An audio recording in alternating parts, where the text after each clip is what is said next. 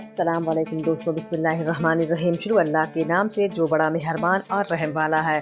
صرف 5 منٹ کا مدرسہ قرآن و حدیث کی روشنی میں رجب المرجب اسلامی تاریخ۔ حضرت عبدالرحمن ابن عوف علیہ السلام۔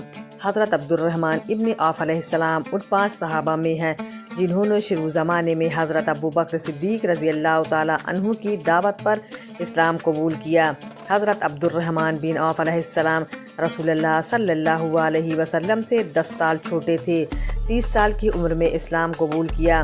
انہوں نے حبشہ اور مدینہ دونوں کی ہجرت کی اور غزوہ بدر و یہود بلکہ تمام غزوات میں رسول اللہ صلی اللہ علیہ وسلم کے ساتھ شریک رہے۔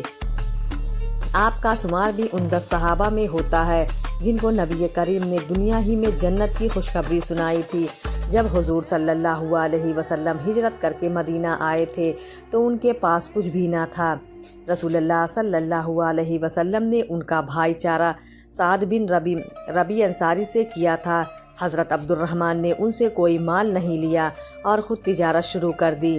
اللہ تعالیٰ نہ ان کی تجارت میں ایسے برکت عطا فرمائی کہ آپ کا شمار مدینہ کے امیر ترین لوگوں میں ہونے لگا۔ حضرت عبدالرحمن کثرت سے اللہ کے راستے میں مال خرچ کرنے والے تھے۔ کبھی آپ نے اپنے مال کا آدھا حصہ خرچ کیا تو کبھی 40,000 دینار خرچ کیا اور کبھی 500 گھوڑے ساز و سامان کے اللہ کے راستے میں دیے۔ ایک روز آپ نے 30 غلام ایک ہی وقت میں آزاد کیے۔ آپ کی وفات مدینہ منورہ میں سن 31 ہجری کو 75 سال کی عمر میں ہوئی۔ اللہ کی قدرت نہ سمجھ بچے سے عقل مند انسان تک عقل اللہ تعالیٰ کی دی ہوئی بہت بڑی نعمت ہے۔ بچہ جب پیدا ہوتا ہے اسے کسی بھی چیز کو سمجھنے بوجھنے کی بالکل صلاحیت نہیں ہوتی۔ اس کے سامنے آگ اور پانی، سانپ اور رسی سب برابر ہوتے ہیں۔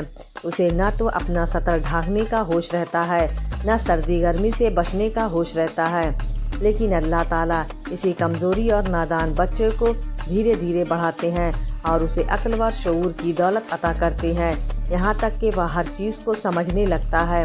وہ آگ اور سانپ سے بچنے لگتا ہے، وہ اپنے سطر کو چھپاتا ہے، وہ اچھائی اور برائی کو سمجھنے لگتا ہے۔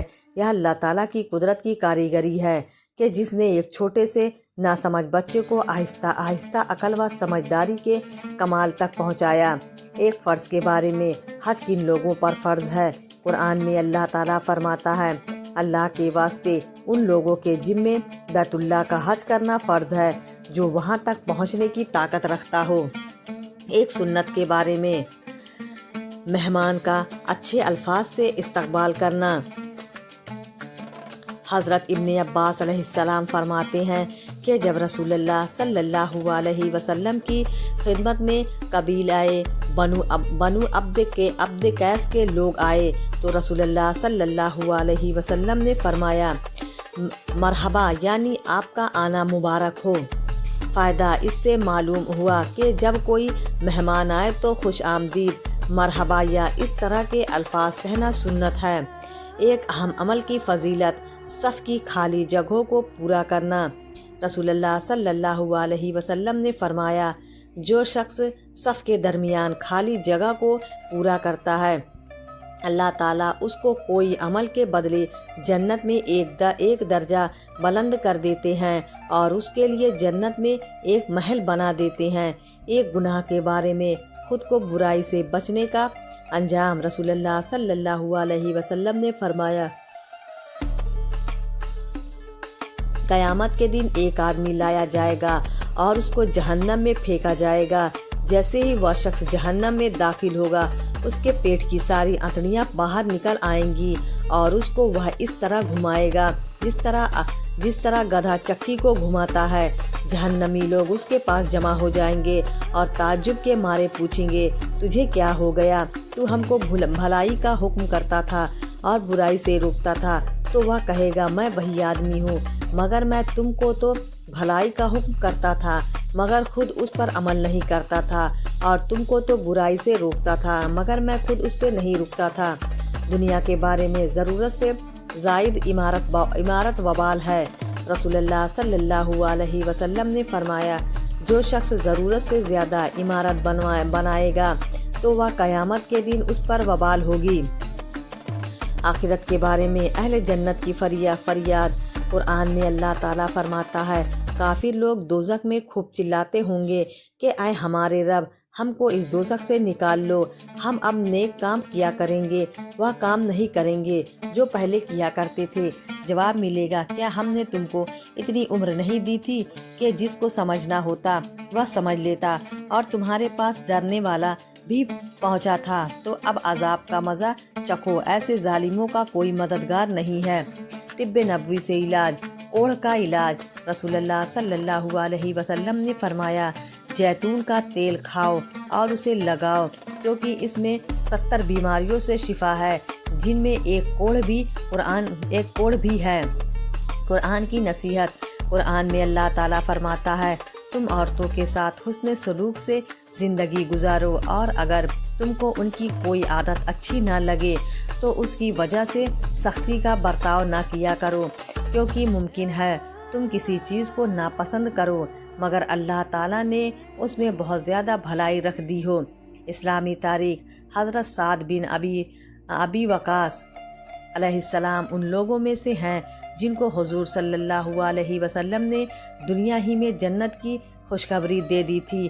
آپ کا نام سعود بن مالک قریشی ہے۔ آپ نے 17 سال کی عمر میں اسلام قبول کیا۔ آپ اسلام لانے والوں میں 7ویں شخص ہیں، لیکن اللہ کے راستے میں تیر چلانے والے پہلے شخص ہیں۔ آپ مستجاب دعوت تھے۔ غزوہ بدر اور یہود کے ساتھ تمام غزوات میں رسول اللہ صلی اللہ علیہ وسلم کے ساتھ شریک رہے ہیں۔ اللہ کے راستے میں بڑی تکلیفیں اٹھائی ہیں۔ حضرت سعد علیہ السلام خود بیان فرماتے ہیں کہ ہم ایسی بے سر و سامانی کی حالت میں رسول اللہ صلی اللہ علیہ وسلم کا ساتھ دیتے تھے کہ ہمارے پاس کھانے کے لیے ببول کے درخت کے پھل اور اس کے پتوں کے علاوہ کچھ بھی نہ ہوتا تھا۔ حضور صلی اللہ علیہ وسلم کا معجزہ، گونگا پن ختم ہونا۔ رسول اللہ صلی اللہ علیہ وسلم کی خدمت میں ایک لڑکا لایا گیا۔ یہ لڑکا پیدائشی گونگا تھا۔ آپ صلی اللہ علیہ وسلم نے اس سے پوچھا، ذرا اتنا بتا کہ میں کون ہوں؟ اس نے جواب دیا کہ آپ اللہ کے رسول ہیں، اور اسی وقت سے باتیں کرنے لگا۔ ایک فرض کے بارے میں، شوہر کی وراثت میں بیوی کا حصہ۔ قرآن میں اللہ تعالیٰ فرماتا ہے، ان عورتوں کے لیے تمہارے چھوڑے ہوئے مال میں 1/4 حصہ ہے، جبکہ تمہاری کوئی اولاد نہ ہو، اور اگر تمہاری اولاد ہو تو ان کے لیے تمہارے چھوڑے ہوئے مال میں 8واں حصہ ہے۔ ان کو یہ حصہ تمہاری وصیت اور قرض کو ادا کرنے کے بعد ملے گا۔ فائدہ: شوہر کے انتقال کے بعد اگر اس کی کوئی اولاد نہ ہو تو بیوی کو شوہر کے مال کا 1/4 حصہ دینا، اور اگر کوئی اولاد ہو تو 8واں حصہ دینا ضروری ہے۔ ایک سنت کے بارے میں، کھانے سے پہلے کی دعا۔ جب کھانا شروع کریں تو یہ دعا پڑھیں، بسم اللہ۔ اگر کھانے کے شروع میں دعا پڑھنا بھول جائیں تو یہ دعا پڑھیں، بسم اللہ اولہ و آخرہ۔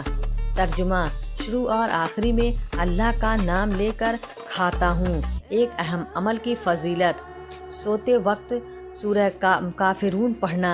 رسول اللہ صلی اللہ علیہ وسلم نے فرمایا، جو شخص رات میں سوتے وقت سورہ قل یا ایھا الکافرون پوری پڑھے تو وہ شرک سے بری ہوگا۔ ایک گناہ کے بارے میں، سود خور سے جنگ کا اعلان۔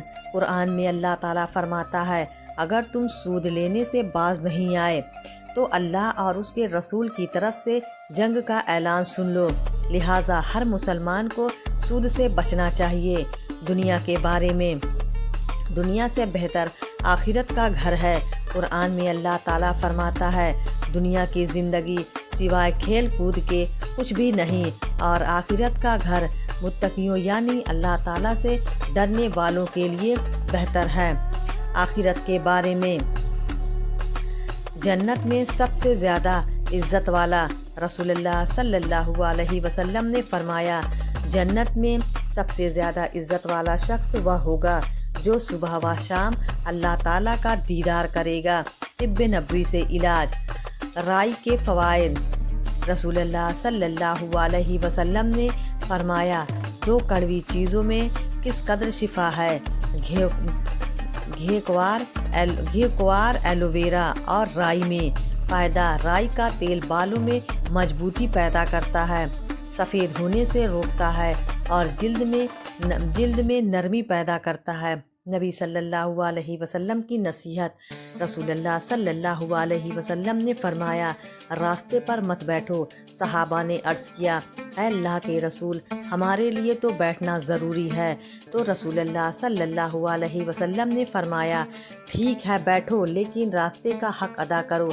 सहाबा ने अर्ज़ किया, रास्ते का हक़ क्या है?